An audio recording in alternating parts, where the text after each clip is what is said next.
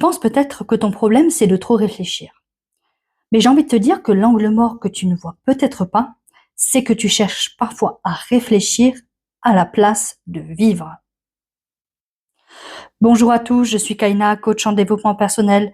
Bienvenue sur ma chaîne Ninsaol pour un nouveau podcast. Et comme d'habitude, ici on parle de spiritualité et de développement personnel, le tout sans bullshit.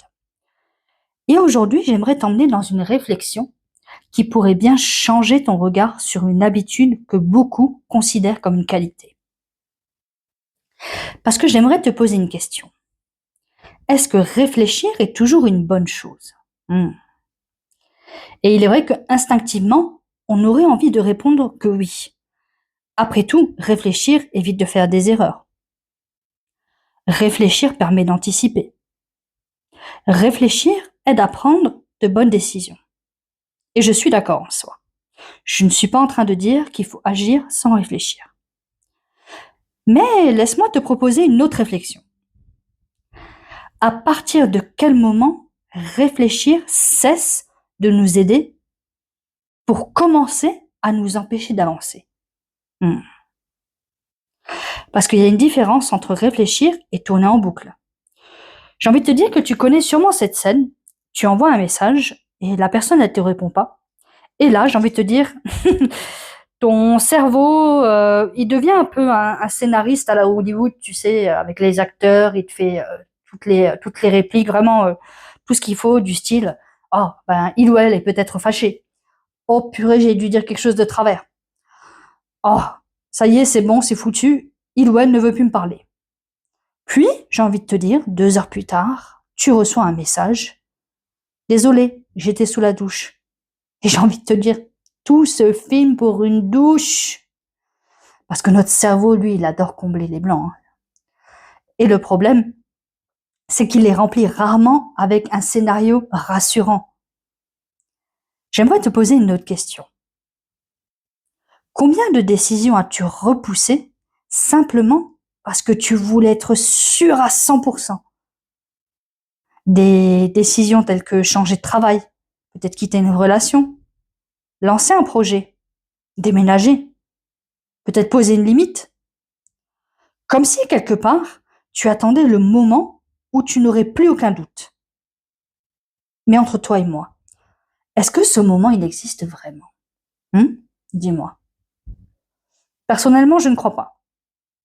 Parce que la vie ne nous donne que rarement toutes les réponses avant de faire le premier pas. Imagine que tu as envie d'apprendre à nager. Tu peux lire, j'ai envie de te dire, tous les livres du monde, regarder toutes les vidéos, écouter tous les conseils, regarder même toutes les techniques. À un moment donné, il va bien falloir que tu te jettes à l'eau, j'ai envie de dire. Sinon, ben, tu deviendras peut-être jamais un expert de la natation, puisque tu n'auras jamais nagé. Et parfois, je crois que nous faisons exactement ça avec notre vie. On analyse, on compare, on imagine tous les scénarios possibles. Et pendant ce temps, la vie, elle continue d'avancer tranquillement. Et je me demande parfois si nous ne réfléchissons pas autant parce que nous avons peur de nous tromper. Parce qu'au fond, quand on regarde vraiment de près, réfléchir donne l'impression, ou du moins la sensation, de garder le contrôle. Alors que agir, c'est accepter qu'il existe une part d'inconnu. Et ça, bah, c'est quelque chose qui peut être beaucoup plus inconfortable. Et laisse-moi te poser une dernière question. Et si ton évolution ne dépendait plus d'une nouvelle réflexion, mais d'une nouvelle expérience? Parce que certaines leçons, j'ai envie de te dire, elles n'ont pas besoin d'être comprises avec la tête. Pas avec les théories, pas avec les livres, pas avec les bouquins, pas avec les formations. Non, elles ont besoin vraiment d'être vécues dans le réel. Tu peux réfléchir pendant des années à ce que représente par exemple la confiance. Mais tant que tu ne fais pas confiance, bah, tu ne le connaîtras jamais vraiment.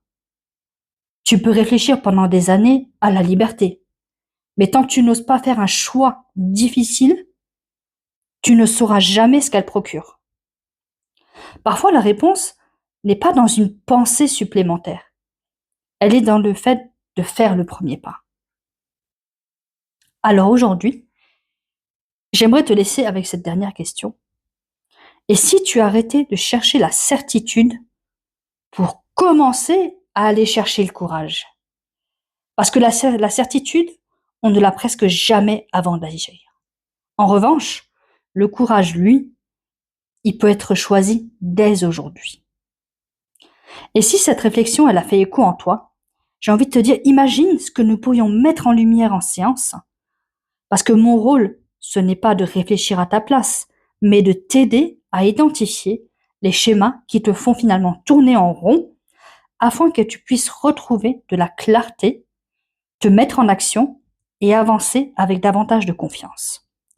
Si tu sens que c'est le bon moment, je serai ravie de t'accompagner. Tu trouveras mon lien directement en bio.